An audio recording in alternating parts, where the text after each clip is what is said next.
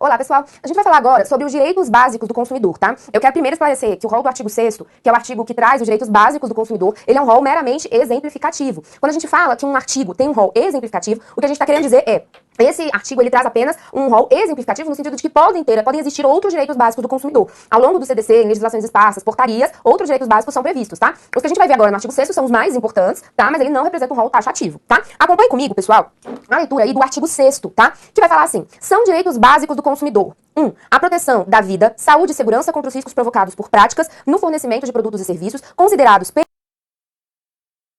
a saúde e segurança é um dos pilares, tá? Um dos fundamentos do direito do consumidor, tá? Porque qual é a ideia aqui? A ideia aqui é que o consumidor ele é muito vulnerável. Ele apenas confia no que o fornecedor presta de produto ou serviço. Então, o fornecedor ele tem uma obrigação de garantir que os produtos e serviços ele tenha aí uma saúde e segurança. E quando não for possível, por exemplo, a gente tem ali uma faca vai cortar. Então, você não adianta você fornecer uma faca que não corte. Agora, tem que haver uma prevenção no sentido de ter informação em relação aos riscos que aquele produto fornece, tá? Então, é um direito básico do consumidor a saúde e segurança, tá? Educação e divulgação sobre o consumo adequado dos produtos e serviços, asseguradas a liberdade de escolha e a igualdade nas contratações. Pessoal, aqui a gente tem dois tópicos importantes, tá? A educação e a informação são pilares também, tá? O direito do consumidor, ele nasce com essa ideia de garantir que quem tem o dever de informação aqui é o fornecedor, que é ele quem tem essas informações sobre o produto e o serviço que ele disponibiliza, tá? E aqui a gente tem uma outra informação importante: liberdade de escolha, igualdade nas contratações, tá? A liberdade do consumidor em escolher, por exemplo, é o princípio que justifica a proibição de venda casada, tá? A venda casada é quando você condiciona ali, você não dá liberdade pro consumidor escolher comprar um produto só. E aí essa liberdade de escolha, ela é atacada, e por isso que os próprios CDC proíbem a venda casada, tá? E uma igualdade nas contratações. A ideia aqui é que os consumidores sejam tratados de forma igual, tá?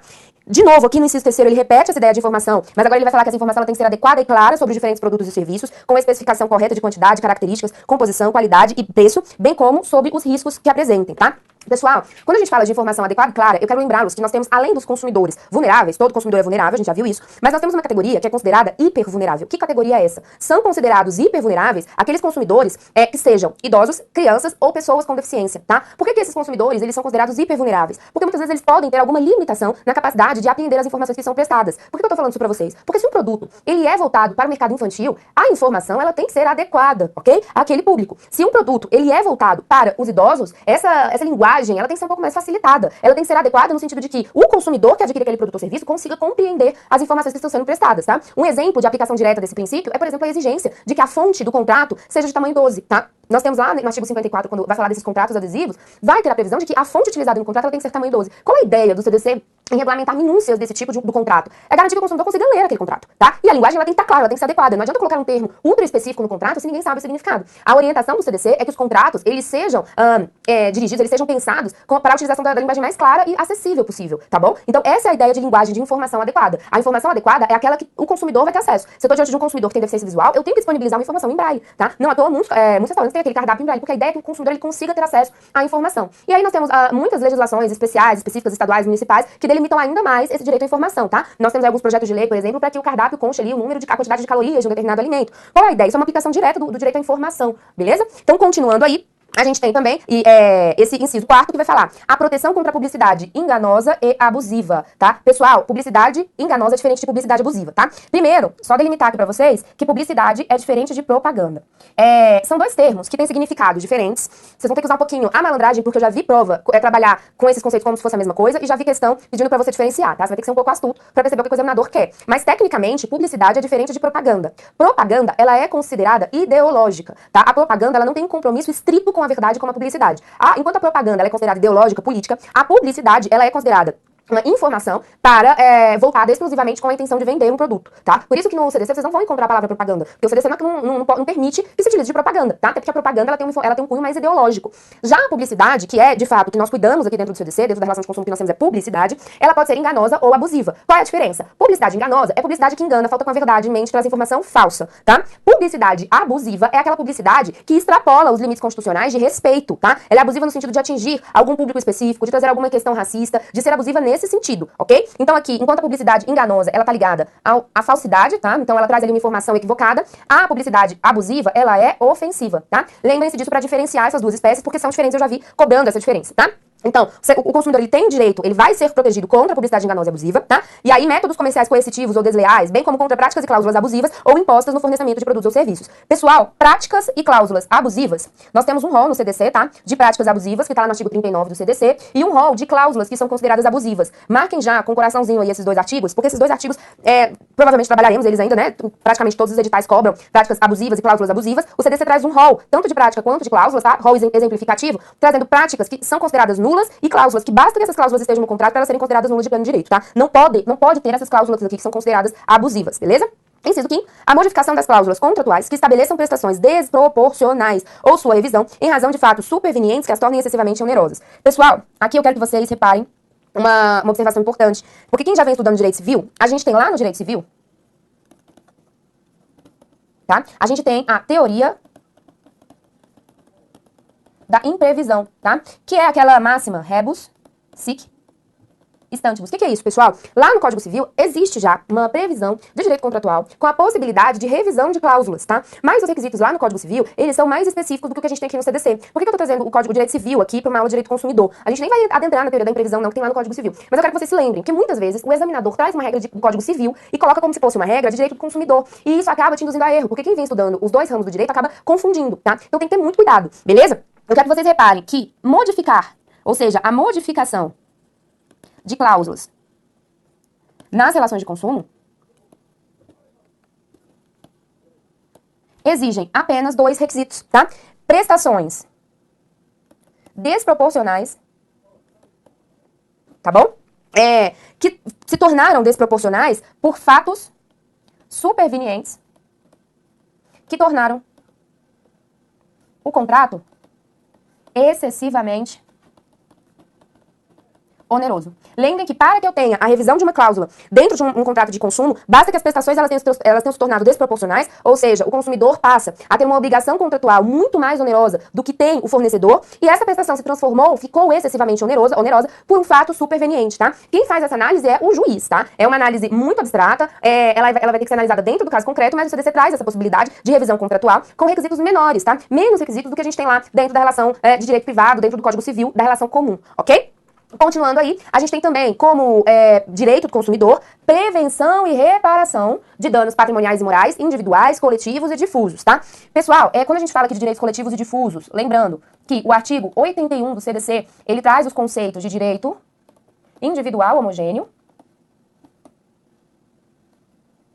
tá? De direito coletivo e de direito difuso, tá? Aqui são os direitos coletivos, lato sensu, tá? O coletivo aqui, ele é stricto senso, tá? O próprio CDC traz o conceito desses direitos coletivos lato sensu, quem tiver curiosidade dá um pulo lá no artigo 81. E a ideia aqui é a reparação integral. Isso quer dizer, pessoal, que o mesmo ato pode gerar tanto dano material quanto dano moral. E é direito do consumidor a efetiva tanto reparação quanto prevenção. Então você pode sim tomar medidas preventivas, até judiciais, para evitar danos dentro da relação de consumo, tá? Inciso 7º. Acesso aos órgãos judiciários e administrativos com vistas à reparação, à prevenção de danos patrimoniais e morais, individuais, coletivos ou difusos, assegurada a proteção jurídica, administrativa e técnica aos necessitados, tá? Lembrem-se sempre, pessoal, que dentro das relações de consumo, a gente tem uma verdadeira política nacional de proteção ao consumidor. Ok? Inciso 8º, facilitação da defesa de seus direitos, inclusive com a inversão do ônus da prova a seu favor no processo civil, quando, a critério do juiz, for verossímil a alegação ou quando for ele hipossuficiente, segundo as regras ordinárias de experiência. Pessoal, eu quero que vocês peguem esse inciso 8º, tá? Marque aí como muito importante. Esse inciso 8º, ele é muito importante porque ele despenca em prova e porque a inversão do ônus da prova é, em geral, o maior objetivo principal para que você consiga ali, subir até o STJ para defender que a sua relação é uma relação jurídica de consumo. Por que isso? Essa previsão do inciso 8º, ela é a primeira previsão ali normativa de grande importância que vai trazer uma ideia de distribuição dinâmica do ônus probatório. Que é isso?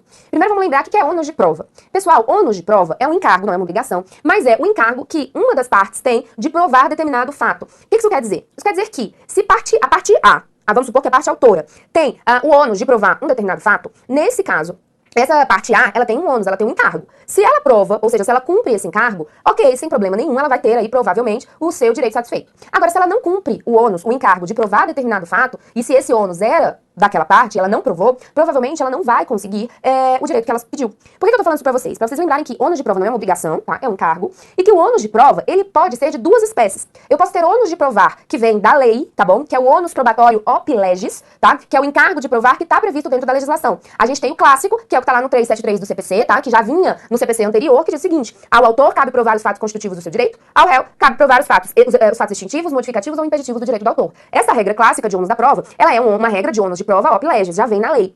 Qual é a diferença? Se eu tenho ônus de prova já previsto na lei, eu começo a minha ação, eu já faço a minha petição inicial sabendo que eu tenho o ônus de provar determinado fato.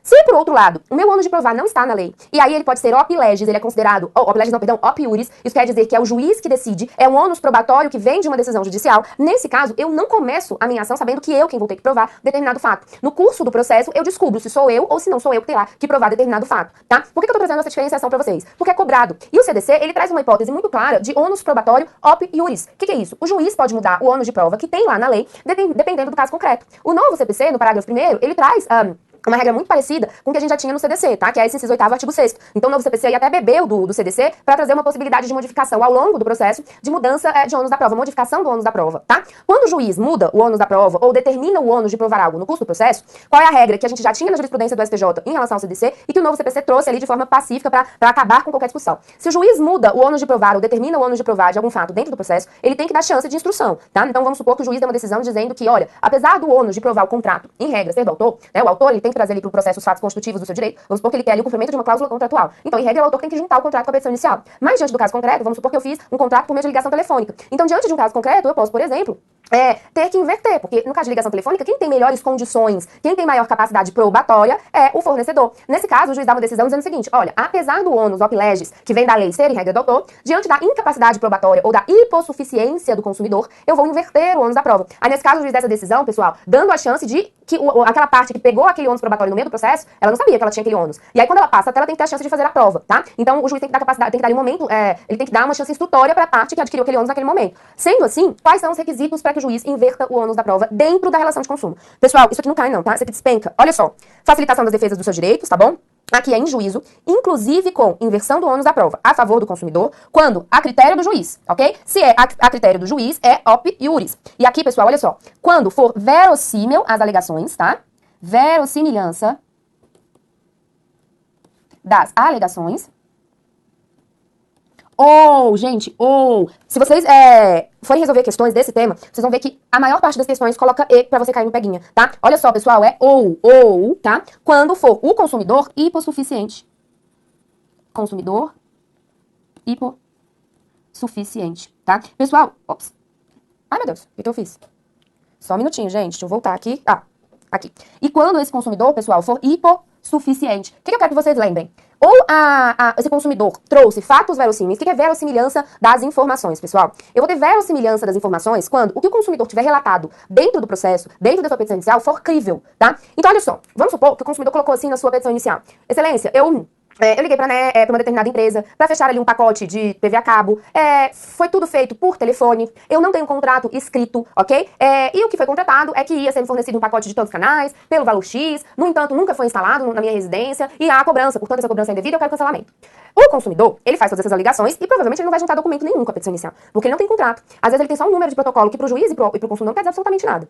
E aí o consumidor o juiz pode dizer o seguinte: olha, em regra é o consumidor que tinha que provar tudo isso que ele tá falando. Mas o consumidor tem capacidade? Não. É verossímil? Parece que o que ele tá falando faz sentido. Então eu vou falar o seguinte: olha, fornecedora ré, o consumidor falou isso, faz sentido. O ônus de provar que o que ele tá falando é mentira, passa a ser seu. Basta que o juiz entenda que as alegações do consumidor são verossímeis. Basta isso para que eu consiga inverter o ônus da prova. Ou basta que eu perceba no caso concreto que o consumidor é hipossuficiente. O que é ser hipossuficiente para fins probatórios, pessoal? Ser hipossuficiente para fins probatórios demonstrar ali, o consumidor demonstrar que ele não tem capacidade probatória. Como é que ele vai provar uma ligação? Como é que ele vai provar um fato negativo? Ou seja, provar que não foram instalar TV a cabo na casa dele?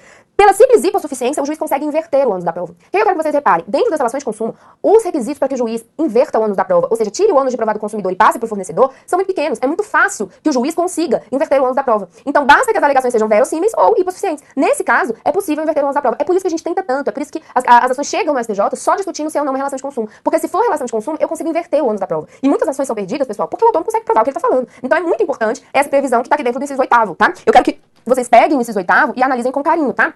E sempre leiam o inciso 8º do artigo 6º junto com o artigo 373 do CPC, tá? Que é o que vai trazer aquela regra geral de ônus probatório, tá? Aqui no inciso, o 9 foi vetado, tá, pessoal? O inciso 10 fala que também é direito do consumidor adequada e eficaz prestação, pessoal, de serviços públicos. Serviços públicos, pessoal. Lembrem-se sempre, Estado pode ser fornecedor, Estado pode ser até consumidor. E se o Estado, ele é fornecedor, por ser Estado, ele tem o dever de prestar exemplo, de dar exemplo, tá? Então, a prestação de serviços públicos tem que ser eficaz e adequada, ok? E aí o parágrafo único vai falar que a informação de que trata o inciso terceiro deve ser acessível à pessoa com deficiência, observado o disposto em regulamento, tá? Pessoal, o estatuto, tá, da pessoa com deficiência é importantíssimo, tá, né, gente? Tá caindo aí em todos os concursos, tá? E tem lá regras específicas sobre acesso à informação, beleza? Pessoal, a gente viu aqui hoje os direitos básicos do consumidor, tá bom? Deem uma lida nesse artigo 6º, vão revisando, ele é muito cobrado e muita atenção mesmo ao inciso 8º, que vai falar da inversão do ônus da prova, e ao inciso 5º, que fala das possibilidades de modificação das cláusulas contratuais, tá bom? Lembrem-se sempre que dentro da relação de consumo, para que haja modificação de uma cláusula contratual, basta que por fato superveniente, essa prestação do consumidor tenha se tornado desproporcional e excessivamente onerosa, ok? Pessoal, qualquer dúvida, é só mandar, tá, que a gente está à disposição para responder.